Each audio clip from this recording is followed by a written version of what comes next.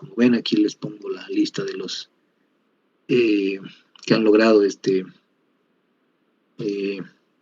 certificación en Bolivia.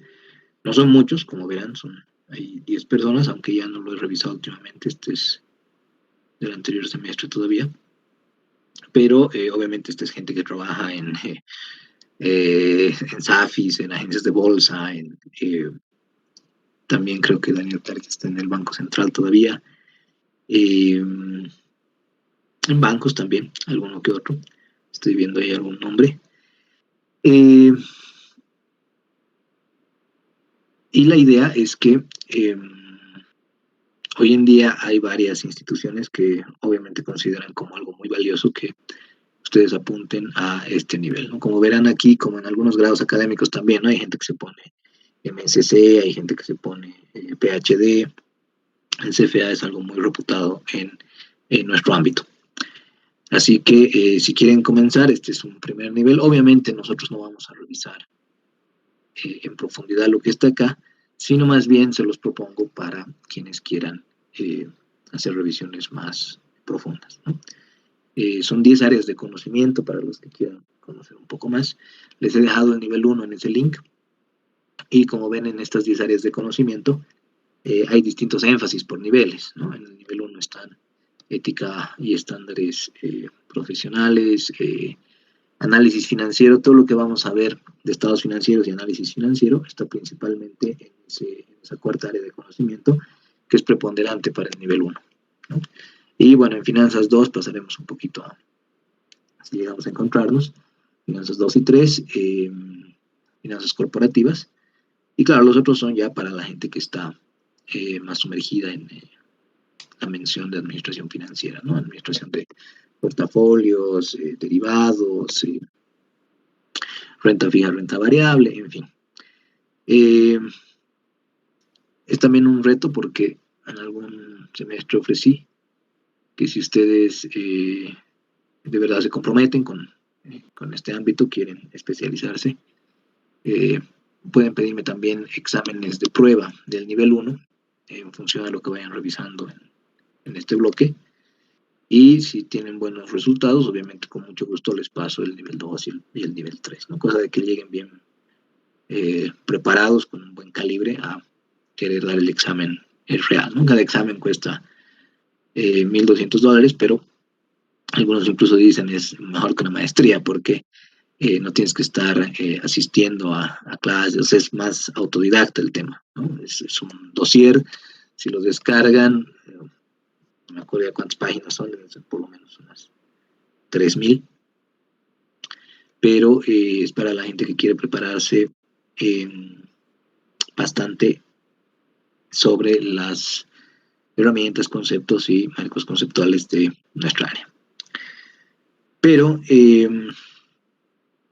algo con lo que quiero introducir la materia, y siempre me tomo un poco el tiempo de dar este preámbulo sobre algún tema controversial que yo vaya encontrando, es el hecho de que tanto nuestra área financiera o las otras que vayan a revisar en su carrera, operaciones, marketing y demás, obedecen pues de alguna forma a conceptos que muchas veces no son cuestionados, ¿no? O no los llegamos a estudiar.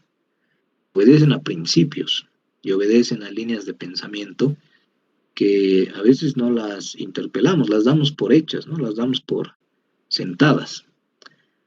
Suelo mostrar estas fotografías para quienes ya han estado en algún momento compartiendo con este espacio, y voy mostrando, ¿no?, cómo estas instituciones como los bancos están buscando nuevas formas de reinventar su negocio. Esta es una sucursal, les decía, del BCP, o esta es una sucursal del Banco Económico, que tiene más pinta de café, ¿no?, precisamente porque se están haciendo intentos de innovación, de reinvención de sus modelos, pero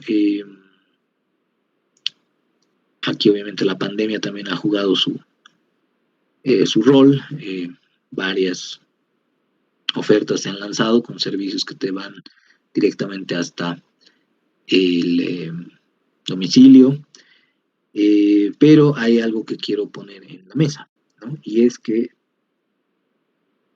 todas estas ideas, todas estas propuestas obedecen de alguna forma a principios, ¿no? Muchas veces principios, como les decía, filosóficos, principios que no los estudiamos en la carrera, ¿no? Eh, no sé si en alguna materia han llegado a ver o han llegado a cuestionar de dónde se origina el pensamiento administrativo, cómo es que, no sé, Fayol y Taylor se ponen a la tarea de hacer el tipo de investigaciones que han hecho para proponer sus primeras propuestas sobre administración científica, sobre la teoría clásica, porque obviamente todo esto obedece a un linaje, obedece a un contexto, ¿cierto? Pero a veces, como el contexto se va desenvolviendo de cierta forma, damos por hecho que esto ya ha sido estudiado, entonces no tenemos que volver a verlo, ¿no? No tenemos por qué volver a revisar algo que ya ha sido de alguna forma validado. Y aquí es donde nace mi preocupación, porque en el último tiempo al menos, con todo esto que ha traído el COVID y demás, hay una precariedad en el mercado laboral, ha habido gente que ha perdido pues su fuente de trabajo, eh, y que lastimosamente está tendiendo, digamos, a soluciones muy reductivas o muy simplistas. Es decir, ha encontrado algún video de un influencer en YouTube que le ha dicho que, bueno, entonces es hora de poner en marcha algún negocio, un emprendimiento, y que solamente basta con mucho esfuerzo y sacrificio para que todo salga bien. Y luego, ¿qué es lo que ocurre? Todos se ponen a hacer lo mismo, al lado de lo mismo, al lado de lo mismo, y creen que esa que tenía que ser la carta salvadora los va a sacar del problema y termina agravando la situación. ¿No? Se los digo porque en este tiempo veo que cada vez se abren más lugares, especialmente gastronómicos, que es bastante eh, fácil darse cuenta de que obviamente están siendo como una respuesta a toda esta crisis, pero que no están teniendo el debido proceso reflexivo, la debida eh, profundización para que ese emprendimiento pues llegue al puerto que ellos están esperando o al que están aspirando. O sea, dentro de 6 meses, un año, no quisiera que fuera así, pero ante una sobredemanda de una oferta que es muy similar a la otra, ¿no? O sea, yo voy a hacer la enésima oferta de galletas o de cupcakes para el mercado, porque los míos sí son ricos, ¿no? Porque los míos sí tienen sabor de arándano, y voy a salir de esto y, claro, va a haber mucha frustración. O sea, en el fondo el emprendimiento no es solamente el riesgo que uno pone en el dinero, en los recursos de activos, en las mesas, en las sillas, en los alquileres, es también por los sueños, las esperanzas que tienen las personas cuando ponen en marcha una de estas iniciativas. Y cuando las cosas se van tomando tan a la ligera, como que el mensaje es tan elemental, ¿no? Como que no cuestiones lo que está por detrás del funcionamiento de varias cosas, o vas a tener esta herramienta y te va a bastar para que puedas tener automáticamente un emprendimiento exitoso. Y la gente, claro, en su desesperación cae, porque también nos ponemos comodones. Nos ponemos comodones cuando no estudiamos a profundidad de dónde viene toda esa narrativa, toda esa lógica, todo el relato que sustenta a nuestra carrera, por ejemplo. Nosotros tenemos, por ejemplo, fuerte arraigo en el pragmatismo. Y este pragmatismo plantea que la verdad se va a supeditar al éxito de las ideas o de las propuestas, ¿no? Y lo que nos interpela muchas veces es que ese éxito es pues algo muy subjetivo, ¿no? Es algo relativo. Es como agarrar y decir que una empresa tiene éxito cuando vende más o tiene éxito cuando tiene más utilidades, cuando podríamos estar dejando de ver que las utilidades o que las ventas provienen de que es una empresa corrupta que hace vinculaciones ilícitas con el Estado, por ejemplo, ¿no? Entonces, a veces dejamos de lado esa reflexión y, claro, pensamos que simplemente tiene que obedecer a que funcione o no funcione, ¿no? A que sea eh, el resultado que esperábamos o si no, no le tiramos bola. Claro, cuando empezamos a poner en tela de juicio todos esos principios sobre los cuales se está basando el funcionamiento del sistema en el que vivimos, ahí es cuando de verdad ya empezamos realmente una actitud crítica, ¿no? Una actitud de aprendizaje que puede incomodarnos, pero que nos lleva a tener nuevas perspectivas. También tenemos fuerte arraigo en la vertiente homo economicus, diríamos, del liberalismo, ¿no? Que todos velen únicamente por sus intereses, porque ese es el tipo de racionalidad eh, al que hemos llegado y que todos compartimos en la medida en la que querramos superarnos, digamos, ¿no? Y finalmente, en un sentido epistemológico, el positivismo. Y este es un grave, llamaría obstáculo en un sentido de conocimiento porque limita, y limita mucho, y voy a traerles ese ejemplo que les decía el otro día de la manzana, para demostrar esto. Pero el punto es este, ¿no? ¿Por qué no estudiamos estos temas de cuáles son las corrientes de pensamiento a las que obedecen nuestra carrera, nuestra profesión? ¿Por qué no se estudia? Y un estudio porque funciona, ¿no? Eso es un cierre cognitivo, pretender que ya lo dominamos o ya sabemos todo lo que podríamos saber, ya conocemos todo lo que hay por conocer en nuestro ámbito, entonces ya no hay por qué cuestionarlo, ya no hay por qué ponerlo en interpelación, ¿no? Ahora, funcionan, es pues la trampa mortal, porque muchas veces empresarios, gerentes, expertos agarran y dicen, funciona, yo ya sé que funciona, sin darse cuenta, sin haberse cuestionado de que probablemente funciona porque obedecía a cierto contexto, probablemente funciona porque eh, habían ciertas circunstancias que nunca has llegado siquiera a percibir que propiciaban o posibilitaban el tipo de resultado que tú llegabas a tener. Pero ese es un problema que luego te impide analizar las cosas con más profundidad, ¿no? O ver las raíces de lo que está ocurriendo y lo que está pasando ahora con mucha intensidad. Hay una paradoja en esto del pragmatismo, de que solo veamos la parte resultante, de que solo veamos el efecto, porque eso nos impide ver otras dimensiones, otras profundidades.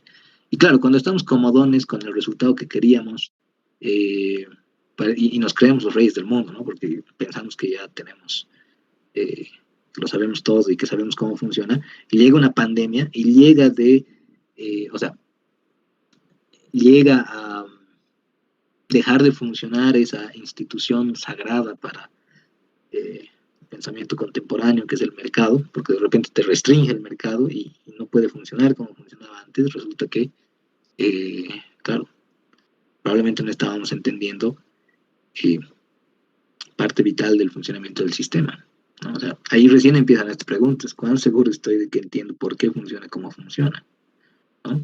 O sea, tan capo me funcionaba mi herramientita, mi modelito, mi formulita para ciertas circunstancias, pero ahora resulta que ya no, pues, ¿no? Eh, por ponerles un ejemplo que daba en la otra materia, tenemos un concepto que se llama tasa libre de riesgo para el modelo de evaluación de activos de capital, que se supone que es aquel rendimiento al que uno puede acceder sin ningún tipo de eh, volatilidad, ¿no? Sin ningún tipo de variabilidad en cuanto a lo que estamos esperando que retorne a nuestra inversión. Si digamos era 10% y la tasa libre de riesgo nos dice que es de 10%, eso es lo que vamos a obtener. Pero hoy en día estas tasas están en negativo, porque los bancos centrales de varios países del mundo han decidido poner tasas o muy cercanas a cero o negativas. Entonces, deja de funcionar. ¿Y a qué quiero llegar con esto? Cuando las cosas, entre comillas, funcionan y dejamos de ver el por qué funcionan de la forma en la que lo hacen, empezamos a tener una actitud prescriptiva, ¿no? Empezamos a tener una actitud reproductiva en el aprendizaje. Es decir, ya se ha demostrado que esto funciona y que es ley sagrada, y por ende, lo único que hago, o lo único a lo que me dedico, es a memorizar básicamente cómo funcionaba el proceso, el procedimiento, y lo tiendo a reproducir, ¿no? Todo muy bien hasta que caemos en cuenta de que la realidad misma está cambiando permanentemente, es dinámica, ¿no? Ese es otro de los problemas del positivismo. El positivismo dice que hay una eh, relación eh, de corte entre sujeto y objeto, ¿no? Es decir, el sujeto va a conocer la realidad, los objetos, y los va a estudiar analíticamente, es decir, separándolos de sus interrelaciones, por eso incluso ceteris paribus, ¿no ve? Y una vez que los conozcamos así en la forma aislada, vamos a poder saber cómo se van a comportar y vamos a poder dominarlos. Y obviamente no es así. ¿Por qué no es así? Porque la realidad está cambiando dinámicamente y todo es interdependiente. Entonces, si tú aíslas algo de su entorno natural para considerar sus características, sus eh, cualidades, sus propiedades, en realidad estás cortando buena parte de por qué se comporta así de manera aislada contra cómo se comporta cuando está en su entorno natural, entre comillas, ¿no?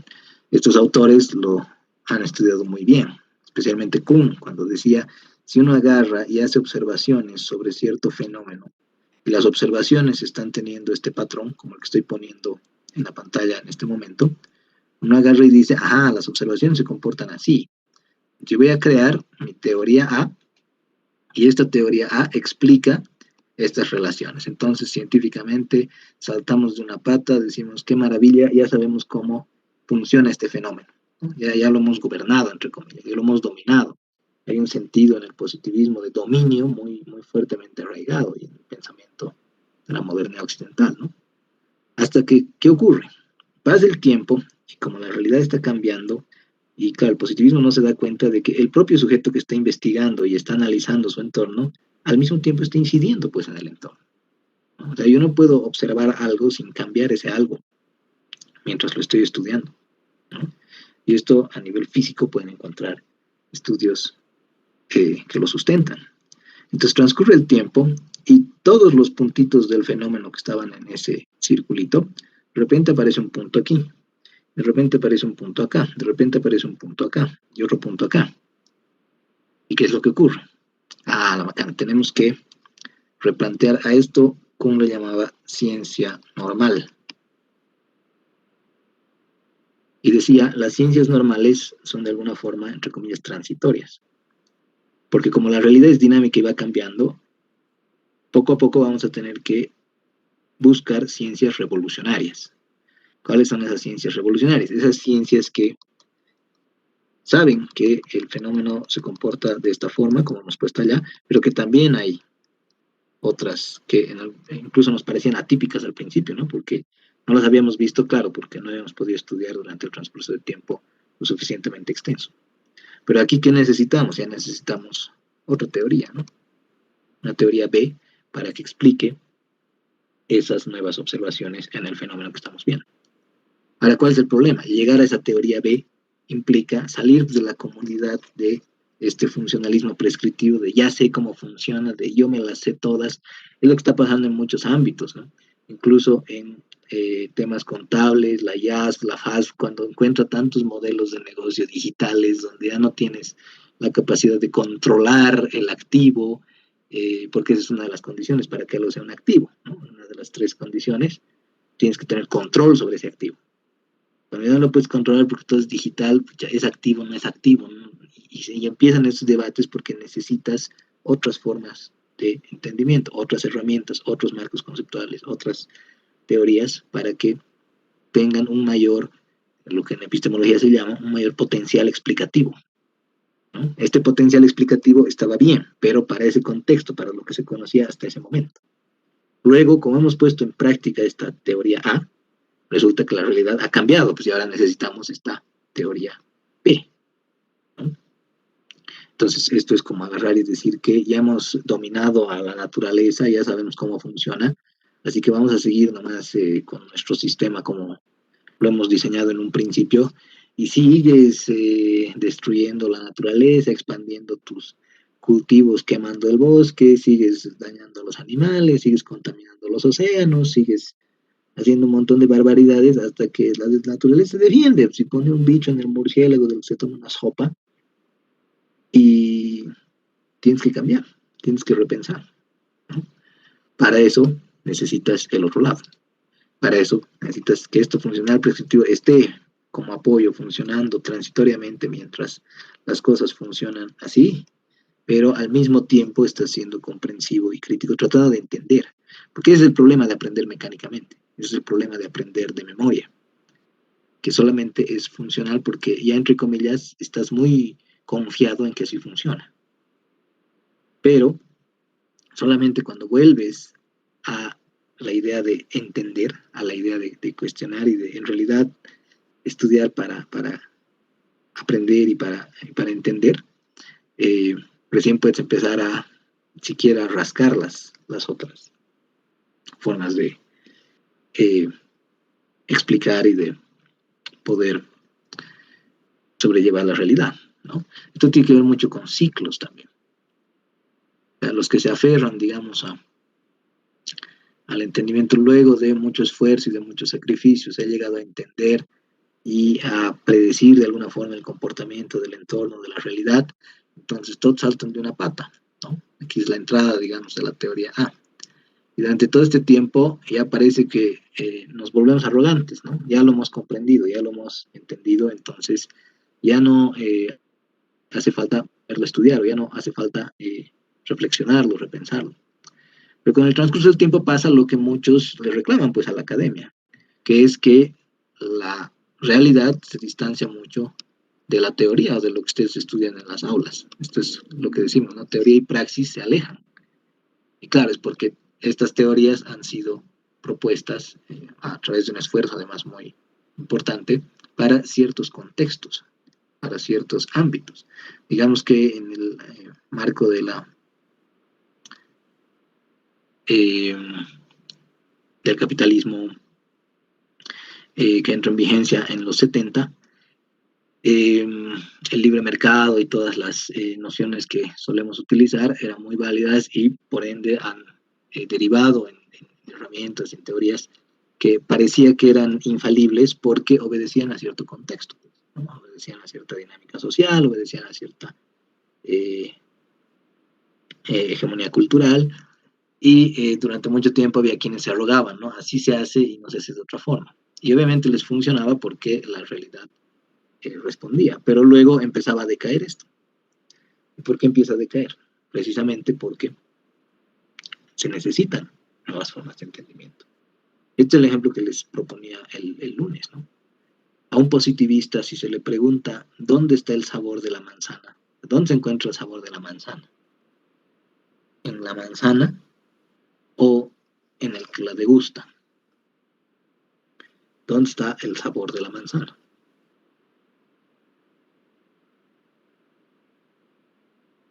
Bueno, cri cri, y de todos modos se nos está agotando el tiempo un poco, así que voy a acelerar este preámbulo.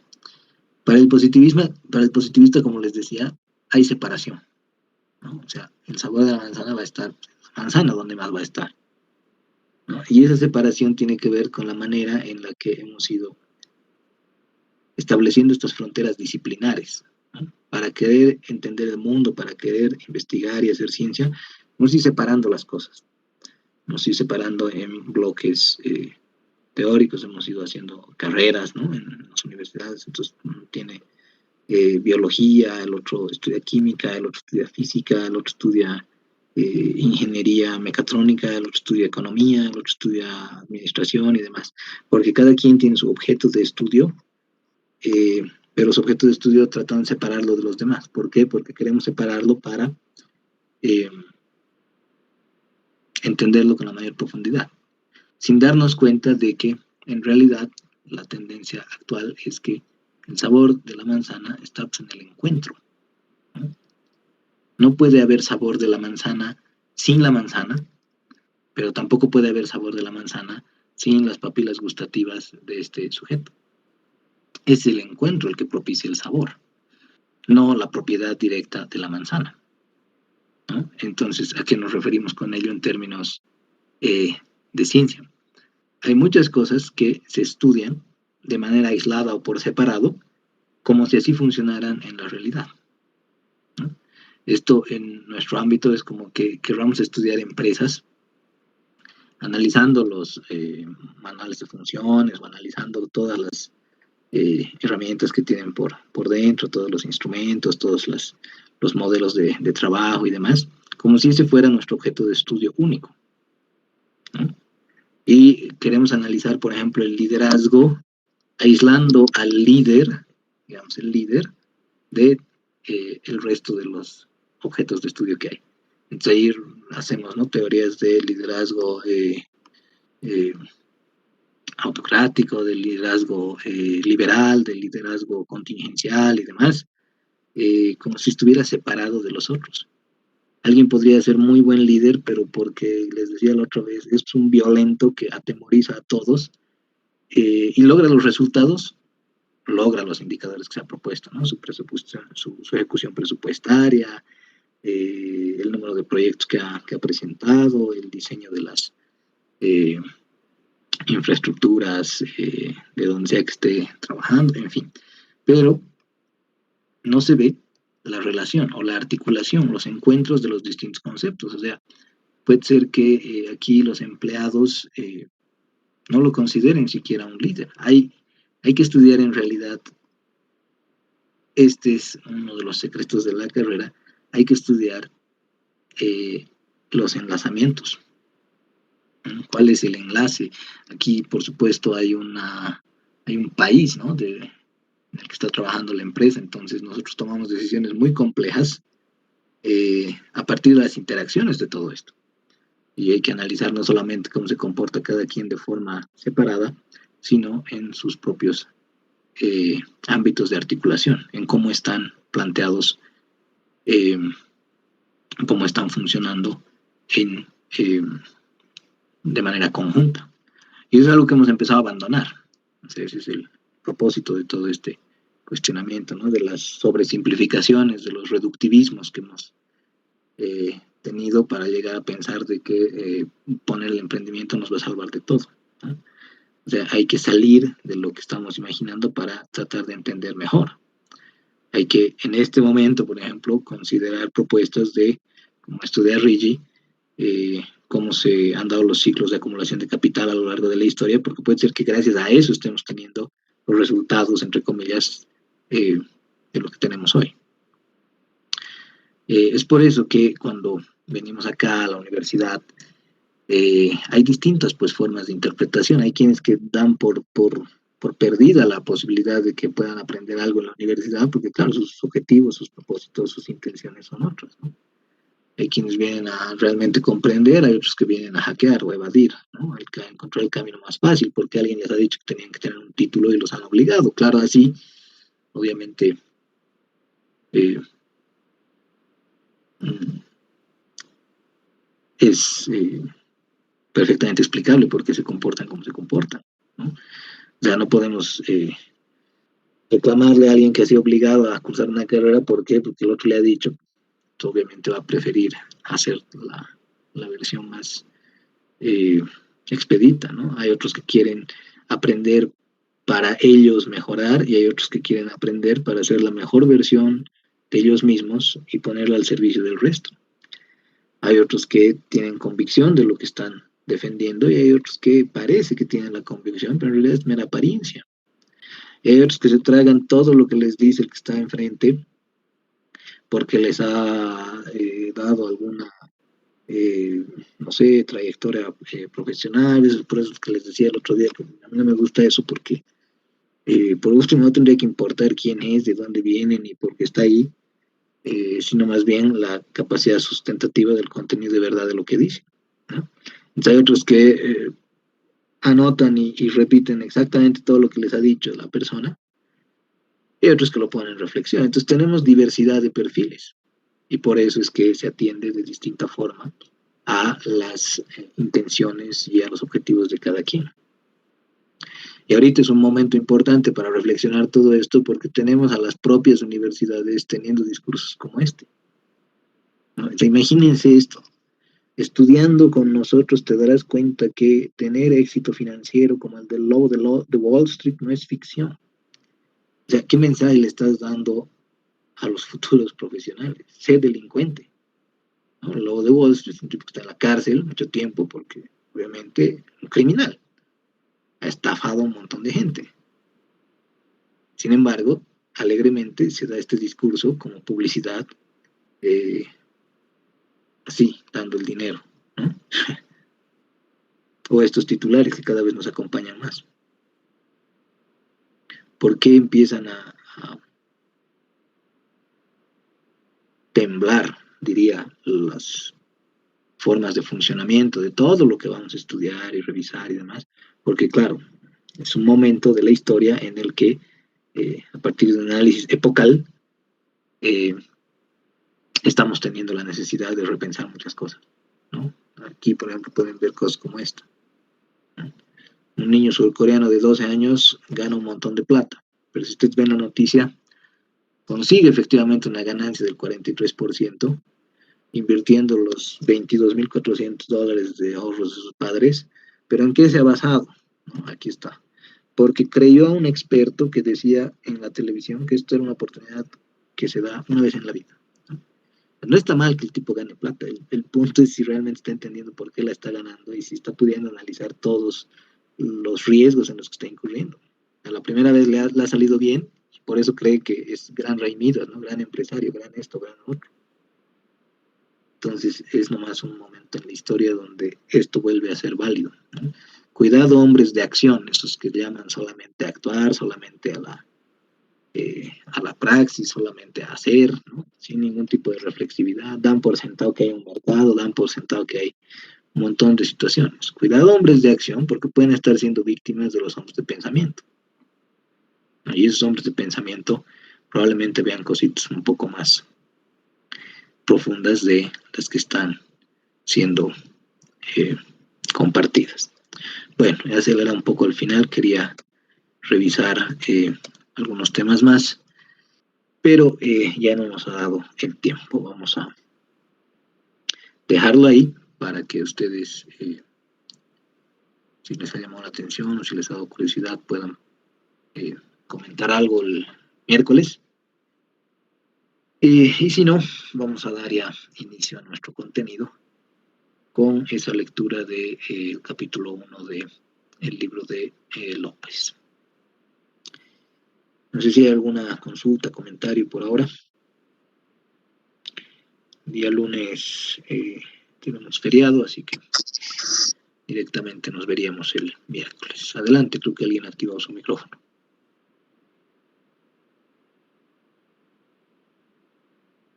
Nada por allí, nada por allá. Buenas tardes, licenciado. Buenas tardes, adelante. Una consultita. ¿Dónde vamos a adquirir para que podamos leer el capítulo? ¿O dónde lo va a subir, licenciado? Yo lo No voy a me subir a olvido. Moodle y de todos modos lo tienen ahí en el link, ¿no? Pero el capítulo en específico lo voy a subir a Moodle. Está bien, muchas gracias, licenciado. No te preocupes, un gusto. Bueno, lo dejaremos ahí entonces. Eh, nos encontramos la próxima semana. Que estén muy bien, cuídense mucho. Hasta luego, licenciado, muchas Hasta luego, gracias. Licen. Hasta luego. Saludos, licenciado.